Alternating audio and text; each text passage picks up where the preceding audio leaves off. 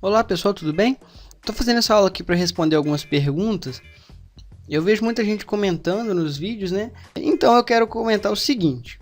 Perguntaram lá nos comentários o que é o append, para que serve o append? Bom, existem três formas básicas de você trabalhar num arquivo de texto. Função para a forma de gravar, né? O write, é o W, WR, WB, que você mandou abrir um arquivo em modo W, ele vai truncar o arquivo. Ele simplesmente apaga tudo que tiver lá e começa a escrever do zero. Você tem um modo leitura, modo R, read, que ele não apaga, não faz nada, ele simplesmente coloca o cursor na posição inicial do arquivo e vai lendo a partir dali. E o modo append, o que o modo append faz? Ele grava no arquivo, mas ele não trunca. Imagine que você tem um arquivo lá com 500 caracteres, um TXT com 500 caracteres.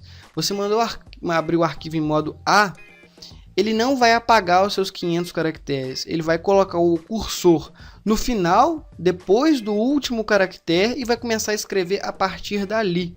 Então o modo append, ele concatena o que você estiver escrevendo com o que já existe. Ok? Espero que vocês tenham entendido isso. Segunda dúvida é o seguinte. Falaram assim que o float ele armazena um valor inteiro e um valor decimal. Como que eu faço para fazer uma calculadora que aceite o usuário digitar tanto inteiro quanto decimal? Deixa eu te falar. Float armazena número com ponto flutuante. Então, 1.5 é float. 1 é float porque é 1.0. 10 décimos é 0.1, 0.01 é float. Então, todos esses valores são aceitos por uma variável float. Então, se eu fizer float, valor, recebe 1, é possível. Se eu fizer float, valor, recebe 0.5, é possível. Float, valor, recebe 1.5, é possível sim. Float, valor, recebe 0.00001, é possível sim.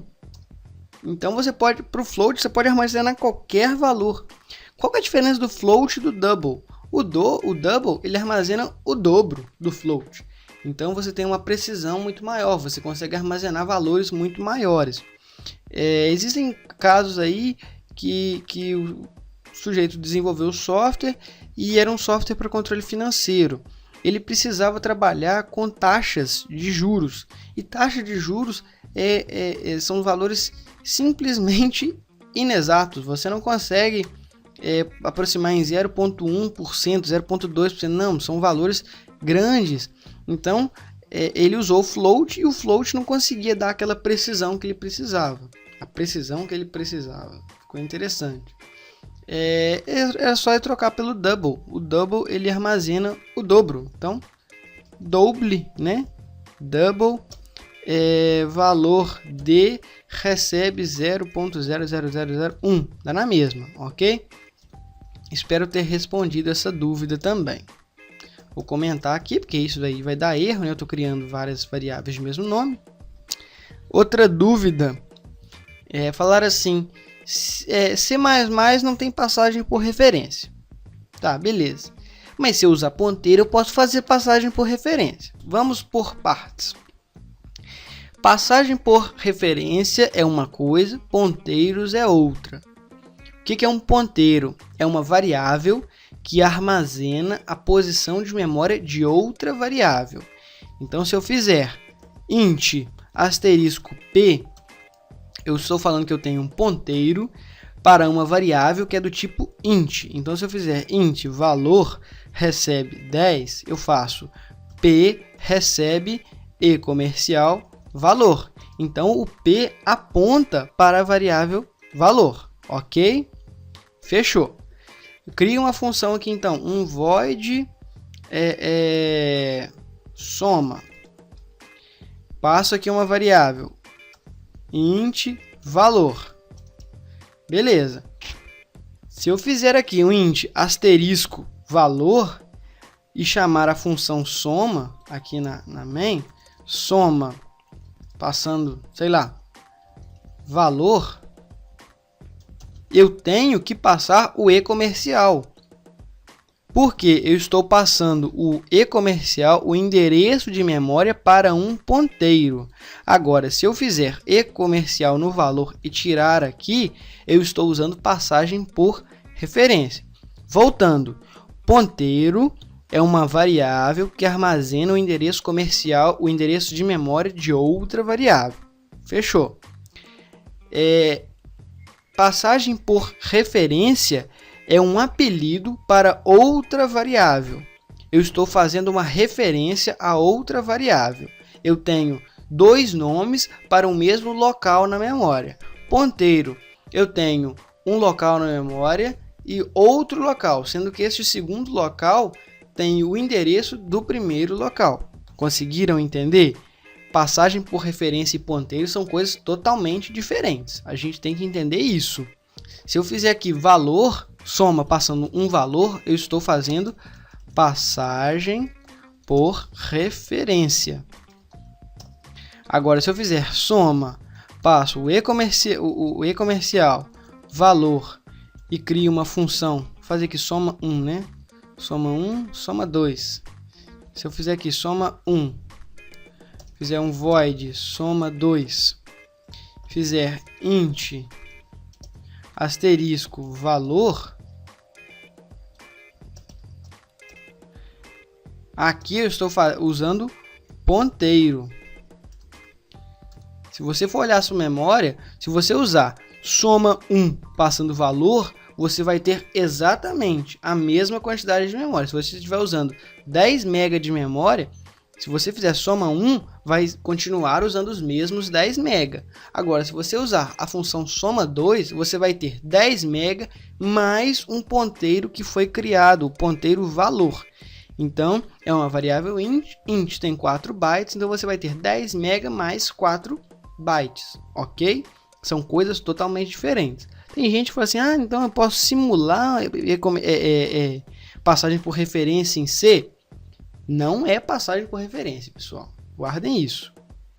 Se cair numa prova, uma questão de vestibular, o que for um concurso, o que for, saiba, o professor está com a razão.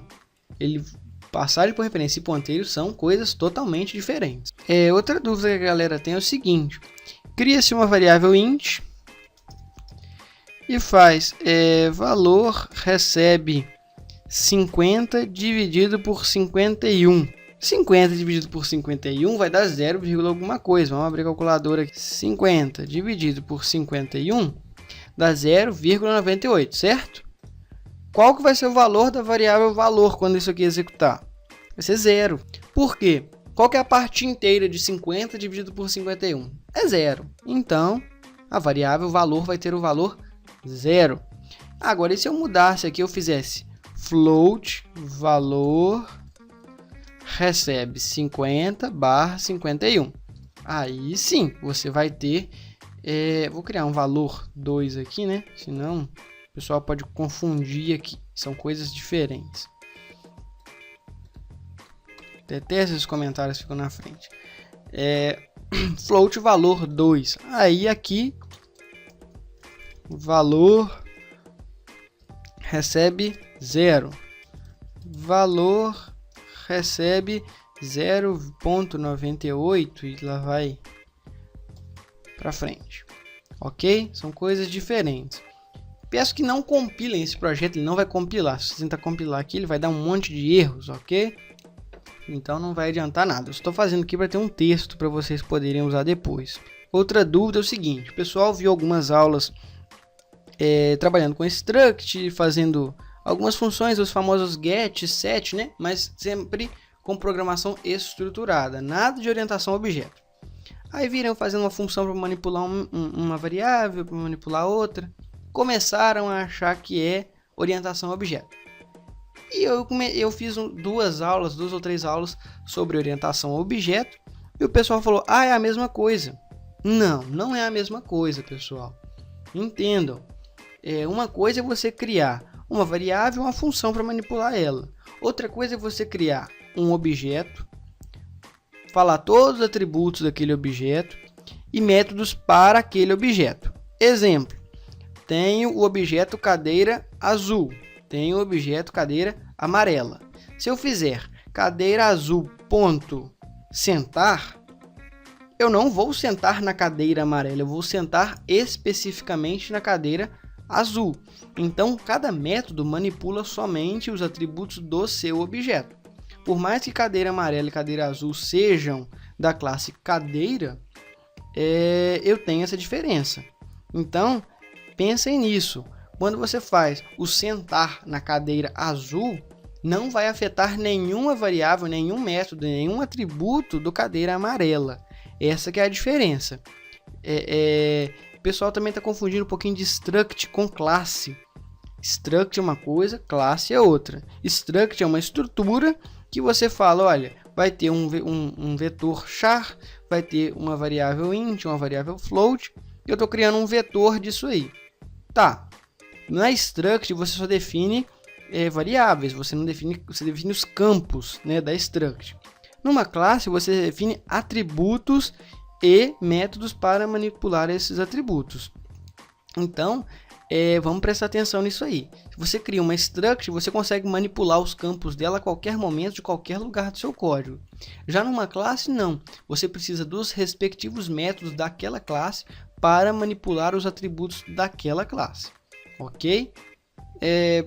Por último, né, mas não menos importante, eu quero lembrar a todos que o nosso site já está estruturado já para aquela questão, né, de listar as aulas do curso. Então tem gente que às vezes vê uma aula no YouTube, acha um material espalhado aí, pesquisa no Google, o que for, e sai comentando: Gilberto, cadê a aula tal? Você não pôs a aula tal? Tá faltando a aula 20 e pouco, sei lá que aula que é. Se você for no site, tem o link do site na descrição de todos os vídeos. Lá você tem uma lista completa com todas as aulas, todo o material, tem os links dos projetos para você baixar, tá ok? Então, muito obrigado a todos, espero que vocês tenham gostado dos esclarecimentos de hoje. Até a próxima e tchau, tchau!